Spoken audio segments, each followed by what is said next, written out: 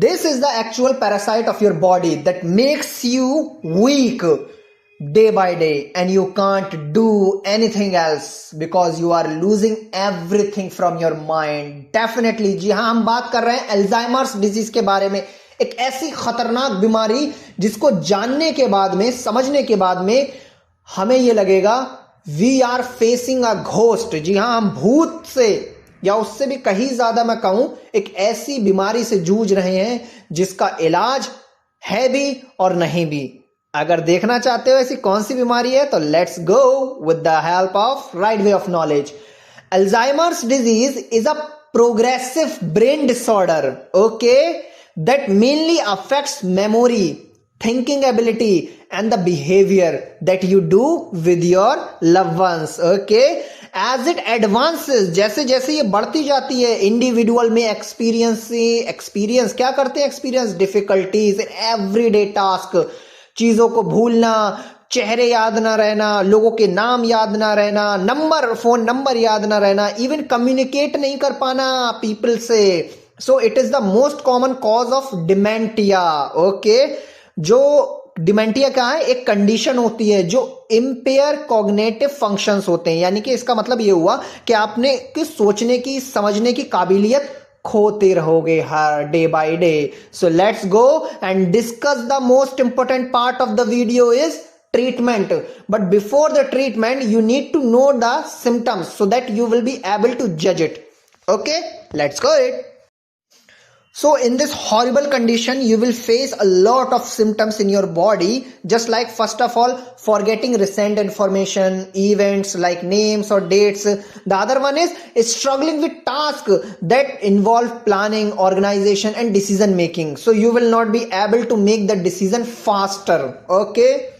And the other one is getting easily mixed up about where you are or what time it is, यानी कि ज्यादातर चीजें आप mix कर लोगे कि क्या टाइम हुआ है आपको इस समय, और मैं इस समय कहां पर हूं और अभी मैं क्या कर रहा हूं यार, ये इस तरीके की बातें आप कहोगे।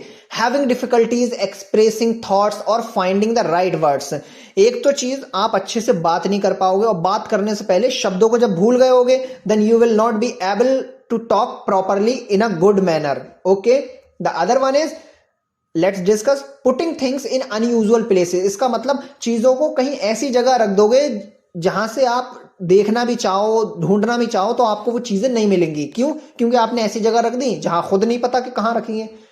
मेकिंग पुअर डिसीजन, जैसा कि मैंने बताया था कि डिसीजन अच्छे से नहीं बना पाओगे, इंगेज नहीं हो पाओगे लोगों के साथ में डेली एक्टिविटीज में।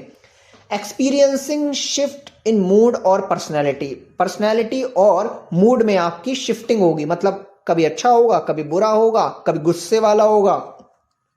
Pulling away from social activities, जाहिर सी बात है आप अपने आप को दूर करोगे सोशल एक्टिविटीज से, लोगों से मिलना जुलना बंद करना चाहोगे। क्यों? क्योंकि आपकी चीजें याद ही नहीं रह रही है। What is happening with your body, you can't control it. If you not able to control it, it means you are not able to live in your life, okay? Now it's time for us to give you the solution so that you will be able to fight it. Don't worry, आप लड़ लोगे इससे, I believe in you. First of all आपको consult करना चाहिए doctor से, ठीक है ना? उसके बाद में डॉक्टर आपको रिकमेंड करेगा what you need the most. So first of all therapies होंगी। अब वो फिजिकल थेरेपी भी होती है और स्पिरिचुअल थेरेपी भी होती है, ये याद रखना। थेरेपी दो प्रकार की होती है।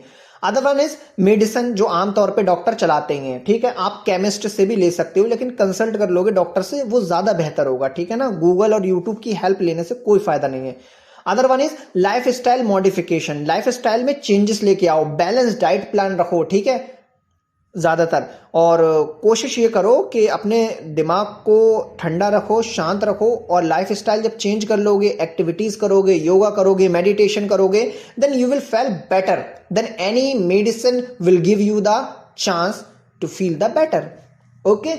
अदरवाइज केयर गिवर और सपोर्टिव इन्वायरमेंट।